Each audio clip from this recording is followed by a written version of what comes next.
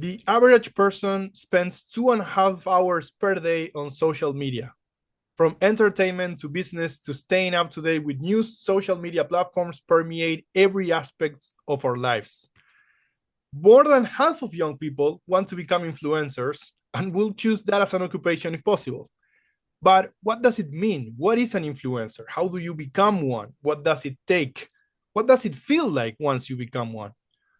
Personal and company brands are more intertwined than ever.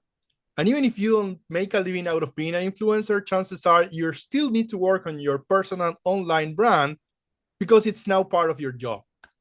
Today, I will interview Claire Barthelemy, Chief of Staff at Professional Capital Management, to talk about her story, her early days as an influencer, her experience and views on the marketing industry, and what it means to build a presence online in today's world. Claire, thank you so much for being here. Yeah, of course. Thank you for having me. This is my first podcast and being interviewed, so I'm very excited. Um, Claire, tell us a little bit about yourself. Who is Claire Barthelemy and what do you do today for a living? Yeah, so today I work as a chief of staff at an early stage investment firm slash asset management firm. My journey was I graduated from Loyola Marymount University with a marketing degree. I moved to New York City to work in my first ever job, which was in crypto, which kind of exploded when FTX crashed and Three Arrows Capital and all those things happened. I was unfortunately laid off. And then I was fun employed. It wasn't really fun, but I was unemployed. And then I worked at public hotels as a server. And then I ended up working after 100 job applications. I found Activant Capital, which is a growth equity fund where I worked primarily on marketing and branding there, and then got poached from where I currently work, which is for Anthony at Professional Capital Management. Very good. Thank you for sharing that. So you were when we were talking, you mentioned you were an influencer. You set out to become an influencer and you Yes. became an Okay. influencer. Yes. So I'm talking about like my professional career, but I'm happy to get into when I was in college. So when I was in college, I kind of took the route of being an influencer because it was at the time where all these superstars of TikTok, this was peak COVID, everyone was inside, everyone was making content. Um, Charlie D'Amelio, that group of dancers became super famous, and I wanted to get into it from a different perspective because I loved at the time, I was very, very deeply passionate about environmental issues. I had a environmental YouTube channel where I would just educate people on different issues in fast fashion or sharks being killed, things like that, just random things like that. And then I around I think it was 2019 was when I had a couple of friends who saw my educational content on the environment and they said, "Oh my gosh, you'd be a great like political influencer. You're very eloquent in the way you speak. I think you do a great job."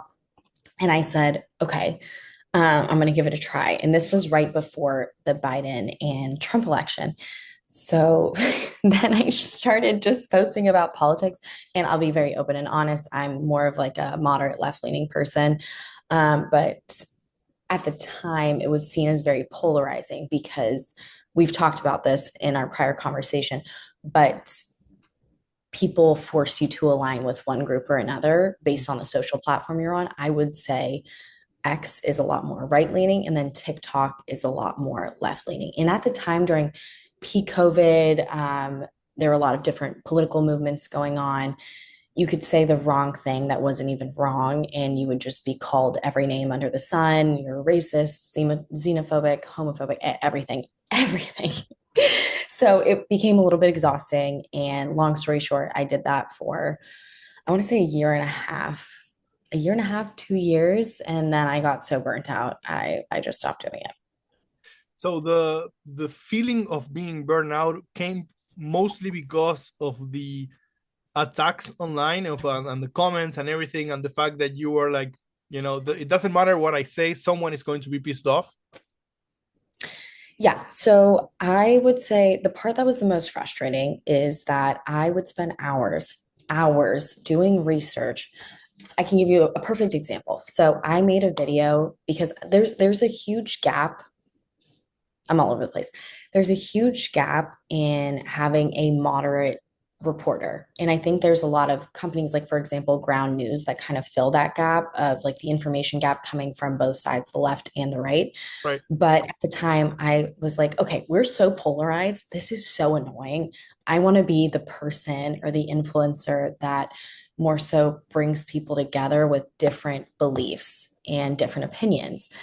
And I tried doing that. So when Trump and Biden were first debating one another, I would post fact checking videos on both of the debates. Right. So on Trump's side, I did a 3-part series. On Biden's side, I did a 2 or 3 part series as well. And both of them equally got absolute demolished, like absolutely demolished by whoever didn't agree with what was being said. Right. And that was one of the first moments where I felt, okay, maybe you can't change people's minds on the internet, and maybe you just shouldn't try. But don't get me wrong, there were a lot of people that appreciated me trying to serve as like more of the centering force versus being so polarizing. But I got alienated by the left wing content creators because they said I wasn't left enough. And then I got also alienated by right wing creators because they said I was just spreading blatant misinformation. But mind you, I'd be spending hours on these videos. Right. So yeah, it was a crazy time, a very exhausting time. So it takes a lot of work to become an influencer. It takes a lot of research. The type of thing that you were doing, right? Because I guess that is a different thing, but you were kind of a journalist slash influencer in a way. Yeah, I would say that was more of the role that I tried to play. I got, I think, 275,000 followers, which in today's day and age is probably nothing, but at the time for that niche, it was actually very impressive. I got recognized in public a couple times when I was with my family. But I think it depends what you want to do. I think if you find your niche of what you like doing, it will feel less like work. So you'll be happy to post content about it. But what I realized in doing something that's so polarizing, you can't monetize it. It was impossible to monetize. One Right. of the only opportunities I had to monetize was when the Biden administration reached out to me and asked if they could use my videos for advertising for their campaign. Right. And I said, for free? That's crazy. I was like, you guys better pay me. And at first they said, yeah, absolutely. And then after they got back to me, and then they said, actually, we were hoping we would be able to do this for free. And I think I was asking for $500. I was a college student. They had millions of dollars. I feel like they could afford it to pay me at the time. But anyways, I feel like you need to find, if you're someone who has something you're very passionate about, that's something you should be a creator for. And there's a lot of people who have become, okay, the dancing influencers are kind of out. I feel like it's more of the authentic influencers are kind of in. So find your niche and what you can stick with and just continue to do it and do it consistently. Because the one thing I do regret about me stopping it was that I stopped, it all went away. It just, everything went away. But I'm now starting over again with my podcast, Failing Up, which is the goal, hopefully, to establish more of a different brand, which is focusing on other people and other people's entrepreneurial journey versus myself, because I'm not that impressive. You know what I mean? But yeah, long-winded way of saying, I feel like if you are someone who's trying to figure out what to post on the internet, how to find your voice on the internet, you just have to start at a base level with what you are passionate about and what makes you happy. I'm telling you, speaking from experience, if you post things, you do work for things that don't make you happy and you're posting content, you're going to get in this like really unhealthy habit of dreading the work that you're doing, and it's going to feel like work, and then you're going to get burnt out like me, and you're never going to want to get involved in whatever that topic is ever again. So make sure it's something that you love doing and that you're actually passionate about.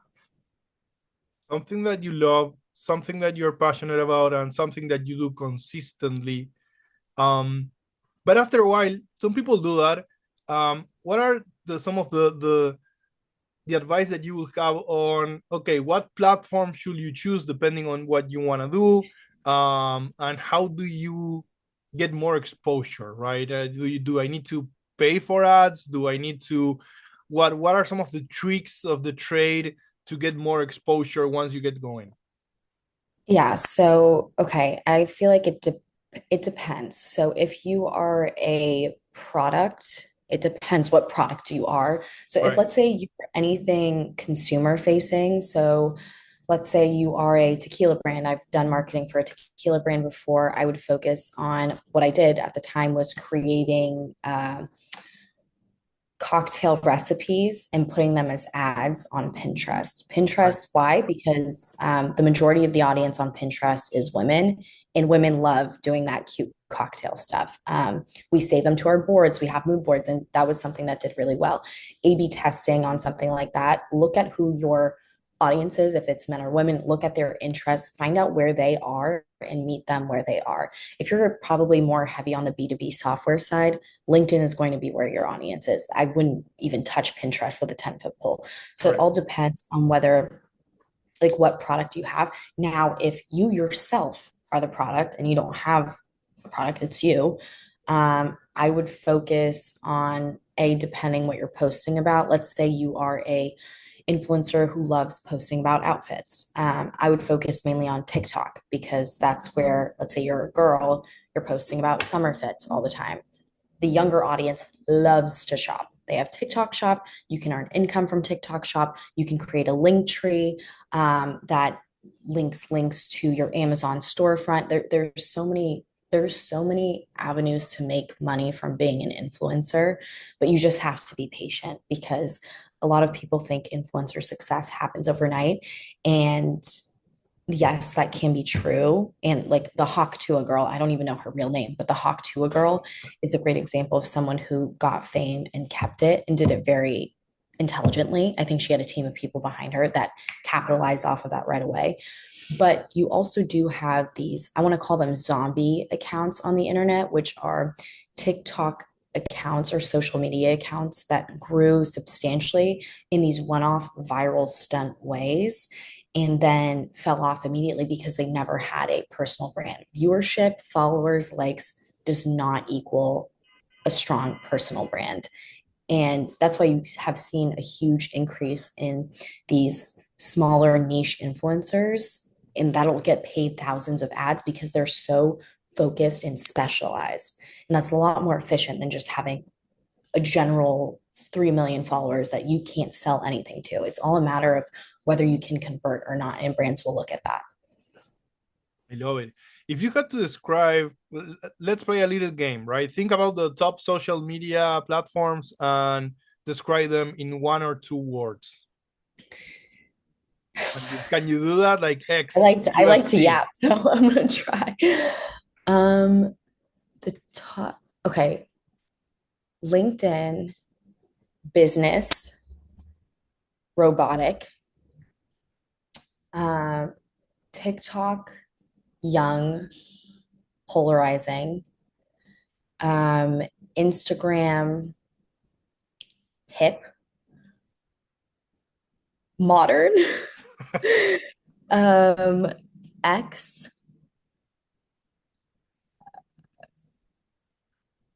polarizing times two, UFC. tech focused. And then what's a Facebook boomer? Boomer, right? Yeah. I still remember when Facebook came, it wasn't a thing. It started being a thing, and a friend of us was like telling us that we should. I'm dating myself, right? But he was like, we need to get on Facebook. And I'm like, what the fuck is Facebook? Anyhow, the world moves fast. It does. Yeah. Which platform do you enjoy the most? Uh, Again, I think it depends. So if I'm trying to brain rot and just mindlessly scroll, I would say Instagram Reels has become a favorite of mine. TikTok I've kind of abandoned just because it's such an, in my opinion, has become an increasingly negative platform. Right. And I think that's the trend with a lot of social platforms is that the intent is that they start off to be joyful and happy, and they have so many pros to like having social media. You can interact with people that you wouldn't previously have access to. You can meet people, you can stay up to date with people that you just have a larger net in being cast in terms of touch points with everyone. But a lot of it is very negative. It's very, and they're full of misinformation. So Instagram Reels, I just have a bunch of motivational content that's on my feed. Here's what you could be doing better, and it changes based on the mood I'm in. So, Right. for example, today, more recently, I love whales. I've always loved whales. I have a whale phone case. I have a couple stuffed animal whales at home, and my feed right now is just filled with whale content because I'm going to French Polynesia with my family and we're going to go swimming with whales. So I'm trying to fill my feed with that stuff. But I think it's important not to let your feed dictate your mood, which means you have to clear it out regularly. I don't know if you do that, but you clear your explore Yep. page, you reset it just to get a new set of things because it can very easily just bring your mood down entirely, especially around times of big events going on in the world. So, like anything political is when the platform will get very exhausting. Yeah. I find that the Instagram algorithm understands me better in terms of what I don't want to see, which is what you were saying, right? I mean, I like seeing people swimming or surfing or drumming, right? And I get that. And I just continuously get that instead of crazy random arguments between people, right? Um, do people behave, I kind of know the answer to this one, but do people behave differently in social media and in real life? Why and what's the interaction between the two? Ooh, I think it depends. This is such a good question. I think it depends. If you are truly authentic to yourself, which I've had people say to me that I'm exactly how I am in person, the way I am on the internet, which is to me the biggest compliment ever because you want to be yourself. You wouldn't want to be anyone but yourself. Obviously, there are times where you need to button it up. Like a lot of the times I like to use Gen Z slang, and I probably shouldn't be if it's in a professional setting.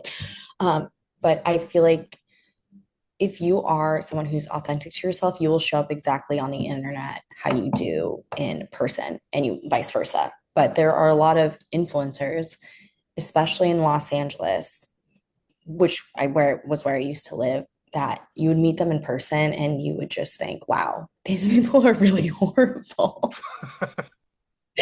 Like they just have such a big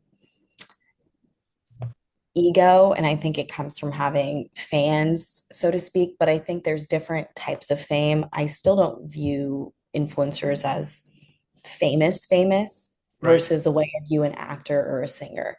But the interesting thing is that fame has become fully democratized, right? Because of the internet. So there's a lot more famous people in the world now than 50 years ago. Yeah. And there's famous people in different niches. So someone will say, oh, there's like the reality TV stars. Oh, I saw this person the other day. Or, oh, I saw this person from this Hulu show that I've never heard of. It's very spread out. So people have their niches of fans. But I mean, to answer your question, yes and no. People sometimes act like themselves, and then other times people act differently, for better or for worse.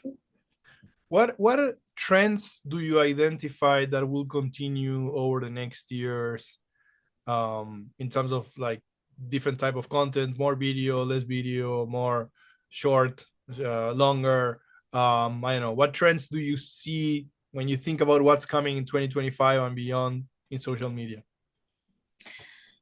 So I feel as if video is king. Because I work with a lot of different platforms still for my current job. Video is king. A lot of platforms are still pushing video. Every platform since TikTok that has launched their own video aspect has made it clear that they push video content. So at first it was short form, which is a lot of what we saw. A lot of people starting podcasts, aka me.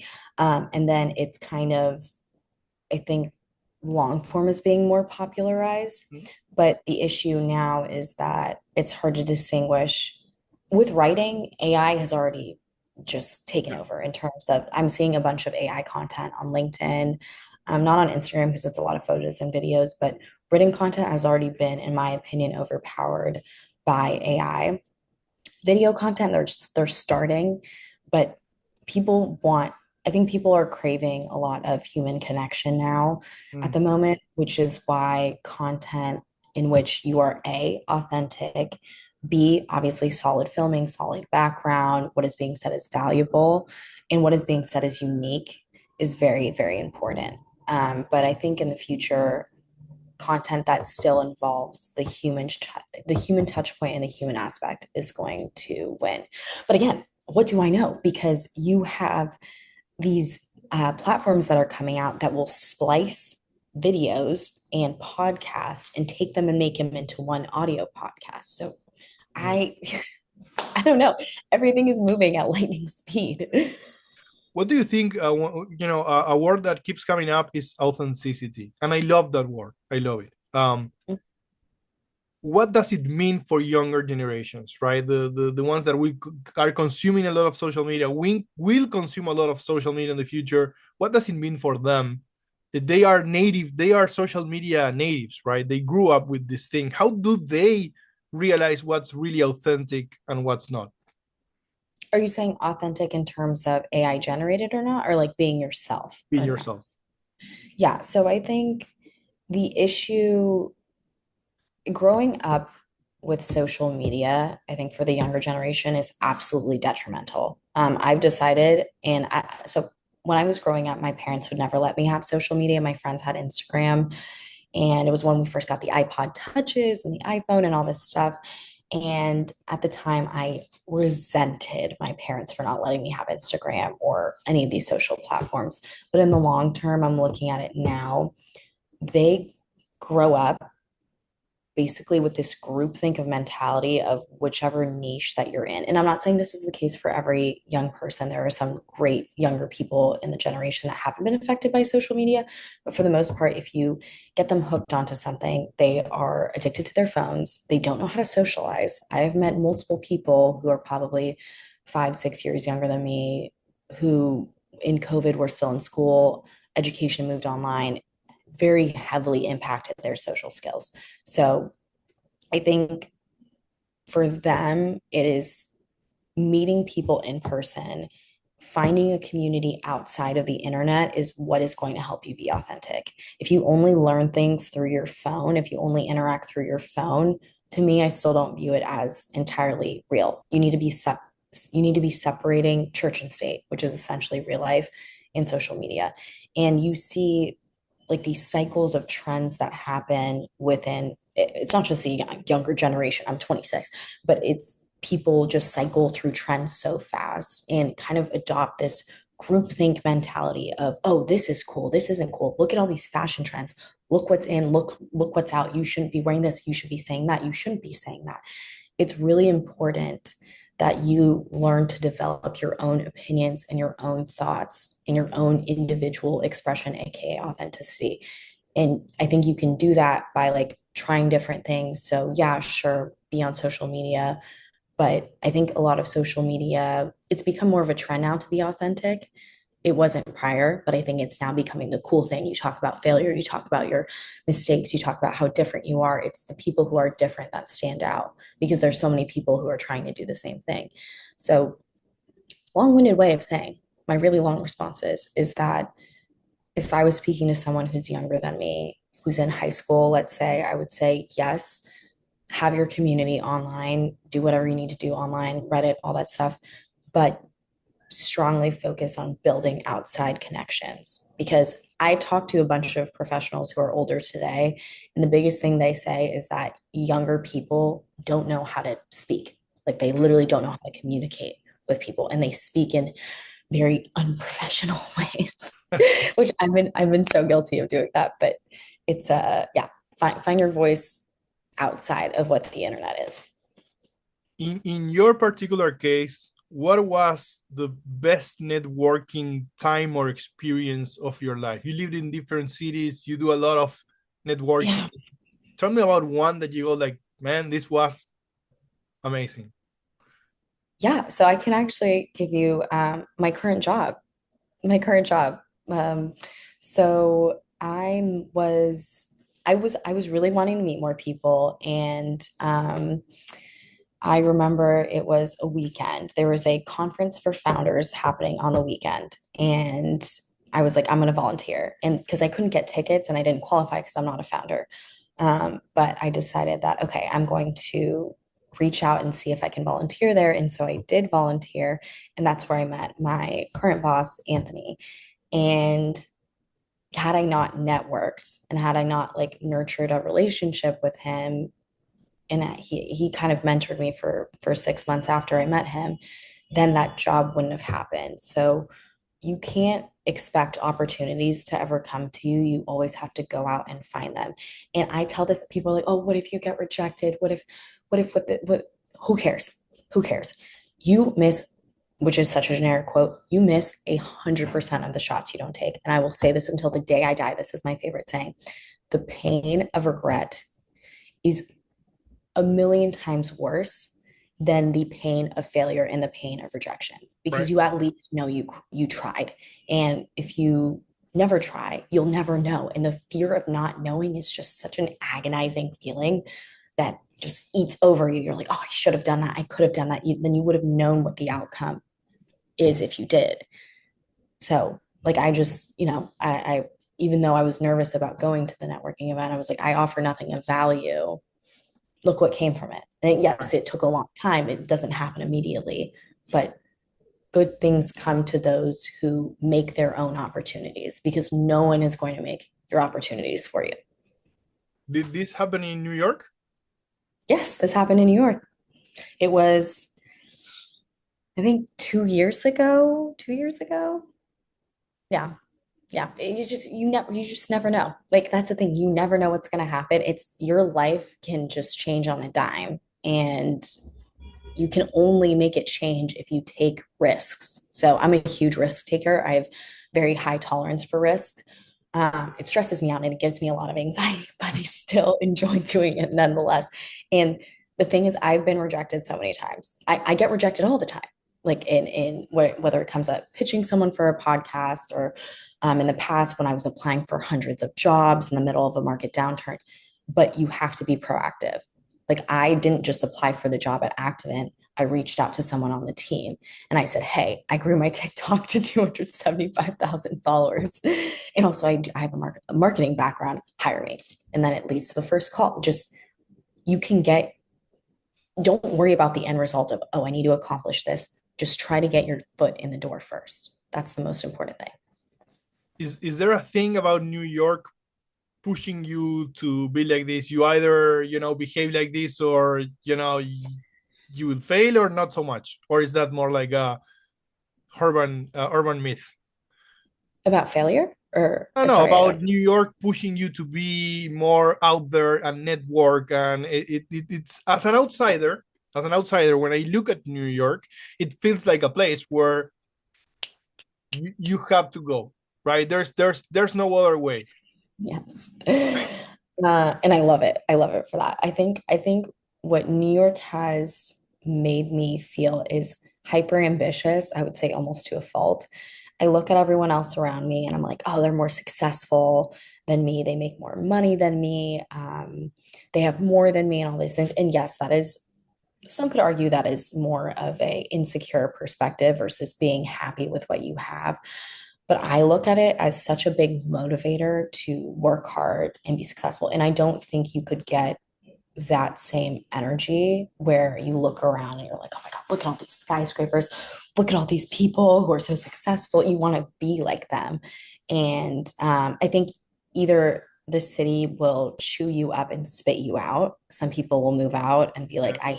I hate how go, go, go it is. I hate how ambitious and, you know, people say New Yorkers are maximizers. So we're always, I'm not a pure New Yorker, but like people who live in New York are always looking for the next best thing. They always want more. And I think that's part of what makes the city so great. It's like there's so many opportunities here. You just have to go out and find them and see them for yourself. But it comes by putting yourself out there. And also it's still a brutal place. It's like, to me, New York is like the ocean. I view it as the ocean. It is filled with life, right? There's so many different species of people, so many people from different backgrounds, but it is the most relentless and hostile place. Yeah. And it can get to you and kill you, not literally, if you let it. So you have to build like a lot of strength. You have to swim a lot. You have to be the best swimmer because you are swimming with all the other best swimmers, the best surfers, the best scuba divers. Like you're swimming with the best of them. Right. So I think you have to have a certain mentality to be here, but if it's for you, it works like a charm. You learn about yourself, you grow so much. I absolutely love living here in my garbage apartment. I love it. So let's talk a little bit about your podcast, Failing Up. Yeah. Tell me about, how that idea came about. How is it going? Where are you now? Yeah, so I first came with the idea for Failing Up a couple years ago because I just thought that a lot of content at the time, a couple of years ago, is very inflationary. I think inflationary, what I mean by that is it's very, oh, goo goo gaga, look at what I did, look at how amazing I am. Here's how I built $10 billion of businesses and sold them and they all got acquired. And now I live in my house in La Jolla and everything's great with my Pomeranian. I think there's so much more substance that people have than just that. And I honestly am more curious personally. I'm more curious about these stories of failure versus the stories of success because I think failures create so much resilience. And I think honestly, a lot of the most successful people have probably failed the hardest. They have probably been rejected the hardest. Oprah, she got fired before her show. So there's so many stories of people who are successful now that were not successful for a very, very long time. And it came from consistency. It came from them trying again. So the goal of Failing Up is to just essentially dive into people's life stories and everything that they've been through, both personally and professionally, to teach lessons to the audience about, okay, here's what you should do, here's what you shouldn't do. Here's a story that I have to share about myself. And I think it kind of varies. I don't think to be like being successful and being interesting, I don't think go in the same Right. bubble. I think they can be separate. And yes, there are successful people that are interesting, but I also think there are people who are in the middle of the hustle, in the middle of the grind, that I love their stories. I think they're absolutely fascinating. So giving people the platform to share those stories in a kind of raw and unfiltered way was very important and is very important to me. How many episodes released so far, and how's your audience growing?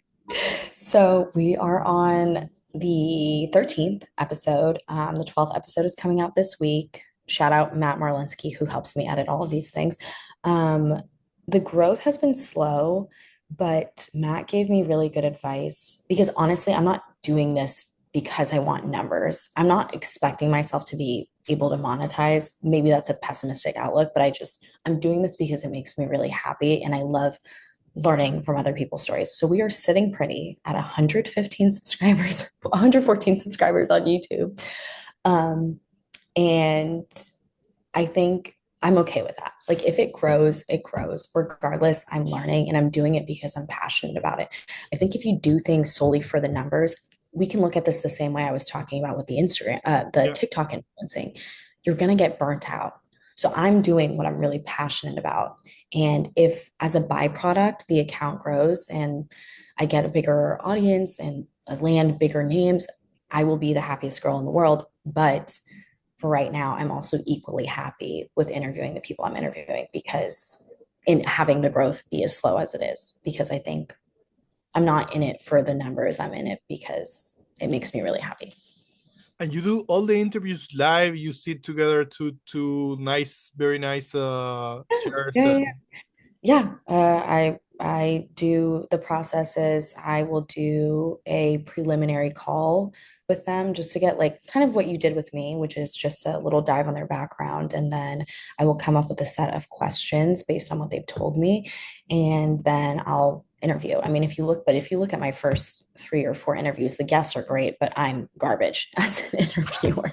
But I was nervous. These are things that you just get better with over time. So it's just practicing. Again, same way as influencing. You just got to be consistent. And sometimes it sticks, sometimes it doesn't. Sometimes you'll um, have a hope of an outcome of an interview and it just doesn't end up happening. And you just have to be super flexible, go with the flow, be happy, work hard, and be consistent. And I'm saying be consistent with no results of what my consistency will yield to. But again, it brings me joy. So that's what And you have to trust the universe in a way, right? Because you never know what sort of happens. connection will come out from it. I have to say you have a beautiful show. I love it. I actually learned about you because I am going to do a show with an episode with one of the persons that you had, Jack. And Oh, so that's amazing. looking at Yeah, your video, I went like, wow, I love what she's doing. I wanna have her on my podcast as well, right? And so that's a random guy from Uruguay, South America. I learned about you because of your show, so I applaud you. thank you. Claire, one last random question to you: what do you do when you are not working? What do I do when I'm not working? Ooh, I love that question. So I will exercise. I believe exercise is fundamental to making me happy and just making me feel better. I feel like look good, feel good, that kind of philosophy. And I think spending time with people that you love is really important. So, spending time with my friends, spending time with my family whenever they're in town or whenever I'm traveling to go see them, and also the podcast outside of work, obviously. And then hopefully picking up new hobbies soon. So I really want to get into like crocheting. Okay. Crocheting. And then lastly, I haven't started yet, but I did get a sketchbook because I'm starting to draw again. And I used to draw when I was a kid. So I'm very, very excited to be drawing again. And then lastly, I would say it is learning something. So whether it be something about, I was learning a lot about tariffs yesterday and today after work, um, before work, I mean, and then this weekend, I'm probably going to do a lot more research on. I've really become obsessed with Naval Ravikant. I don't know how you pronounce his last name, but he's so smart. I listened to his podcast with Joe Rogan. I'm not a huge Joe Rogan listener, but Right. I listened to his podcast with Joe Rogan and it was like absolutely life changing. And it is so amazing that you have this wealth of information and this wealth of all this knowledge from all these people available to you on the internet. So I like to put a podcast in. I like to read, but my attention span is too short to read a book all the way through, if I'm being honest. So mostly podcasts at 2x speed. Yeah. Very good. Very New York in sense. Yeah. Claire, thank you so much. This has been wonderful. And I hope that we get to do this again sometime in the future. Yeah, of course. Thank you so much for having me. And yeah, hopefully there's little pieces of things that are valuable. Hopefully in 5 years I'll have more valuable things to say, but for now.